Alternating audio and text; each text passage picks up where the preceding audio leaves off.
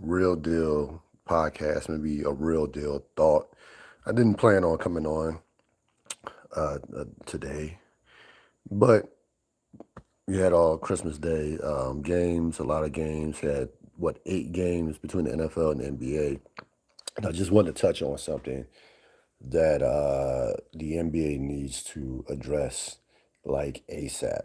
So yesterday, for those of you that didn't stay up late enough, because the game probably ended at about 2 o'clock in the morning, I want to say. You missed Denver took out Minnesota in a overtime classic, 142 to 138, and it featured the greatest Christmas Day performance of all time. I don't care. It's not hyperbole. It is what it is. Nikola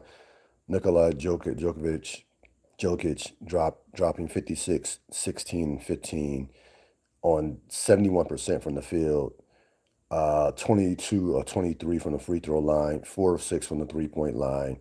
He broke the NBA record regular season, postseason for most points in the overtime period with 18. Um, Again, he is the greatest Christmas Day performance of all time. Then on the other hand, you had Anthony Edwards who got kicked out the game and should not. You can't do that if you're a superstar, which he is. You can't get 2 technical fouls in overtime. And the game was still hanging in the balance. So was a horrible job by him. But he did have 44 points and hit a game tying three to send the game into overtime. So classic game all around. But many of you probably didn't see it because you probably was asleep. The NBA yesterday missed an opportunity. And I'll tell you why they missed the opportunity. I said this when the schedule came out, Christmas Day schedule came out with the placement of these games, that the placement of these games were problematic. First, they cannot get over the LeBron, Curry, Durant era. They just can't get over it.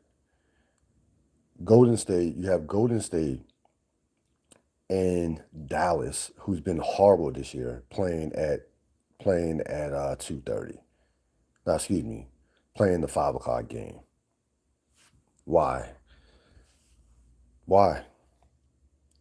You have a legit rivalry in terms of Minnesota and Denver, who met in the playoff series a couple years ago and went 7 games. Minnesota, of course, won on Denver's home floor, playing at 10:30 with the game's best player right now, and with probably one of your top American players, probably your top American player in Anthony Edwards.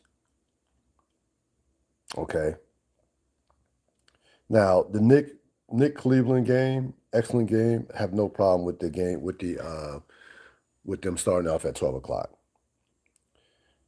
Move the Golden State to the 10:30 slot.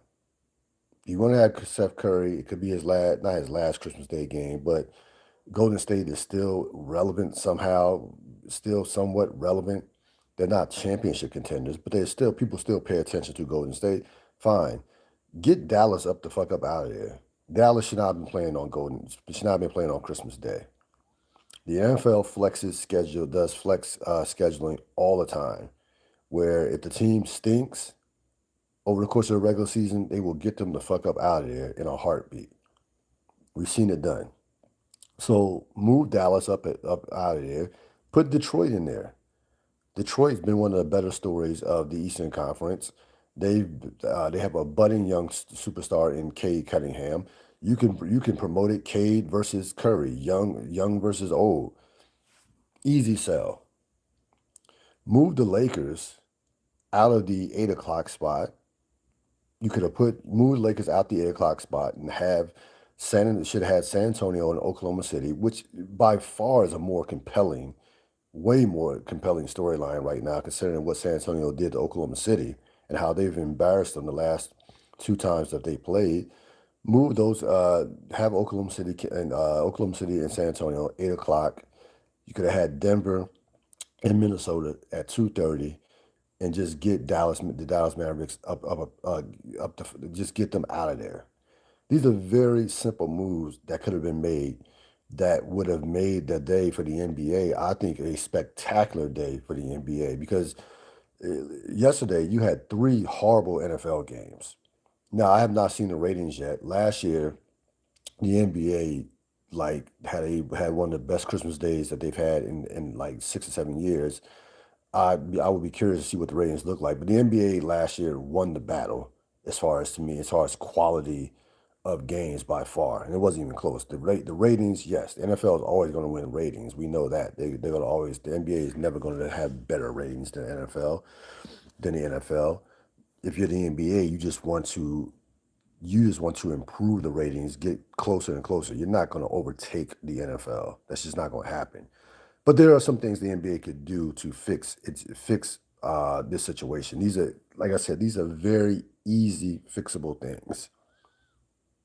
And the number one thing is they have to eventually get over the LeBron, Curry, Durant era as far as promoting them and move into the next phase of the future, the present and the future of the NBA. Victor Wembanyama is the present and future of the NBA. Joker is the present and future of the NBA. Giannis, okay, is still in his prime. Like I said, you have a rivalry in Oklahoma City and San Antonio that should rule the NBA for the next 5 to 10 years. You already have a ready-made rivalry with Minnesota and Denver, who have met in the playoff series before, and don't really care for each other. Oklahoma City and San Antonio can't stand Oklahoma City, can't stand them. And right now, the NBA is having on the court to me minus the injuries because you've had some stars get hurt. Giannis, Giannis, of course, is still down. But the NBA, outside of that, has had a spectacular season on the court. Oklahoma City comes out 24-1, 25-1. Now San Antonio is making a move. You got Joker and SGA having these historic seasons as far as statistically. SGA is shooting like 56% coming into yesterday. Joker is putting up like Wilt Chamberlain-like numbers. So the on the court product is there for the NBA. It's there for the NBA to really, really promote their product.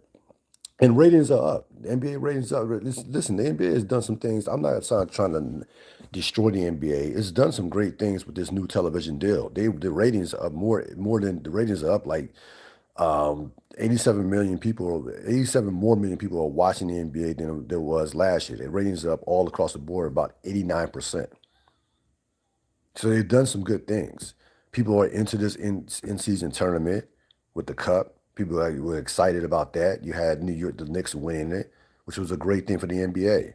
The Lakers are good, not great, they're good. The Knicks could get to the finals. You have superstars up and down the board in the NBA. So the NBA is now you still have this black cloud of gambling with the gambling situation hanging over the NBA, but that story is kind of not completely went away, but people are really not talking about that story like that right now. It's not a headline in the NBA. Most of the discussion in the NBA is what's going on the court. So this is an opportunity for the NBA. The NBA can fix Christmas Day. They absolutely wasted. Again, if you didn't watch the Joker performance, it was the greatest Christmas Day performance of all time. Period. I wasn't alive when Bernard King dropped 60. I damn sure wasn't alive when Wilt Chamberlain dropped 59 one Christmas Day, on Christmas Day way back when. This Nick this motherfucker dropped 56, 16, and 15 and only missed 6 shots. He scored 56 points on 21 shots. You do the math on that efficiency. So, again, the NBA has the opportunity to fix this.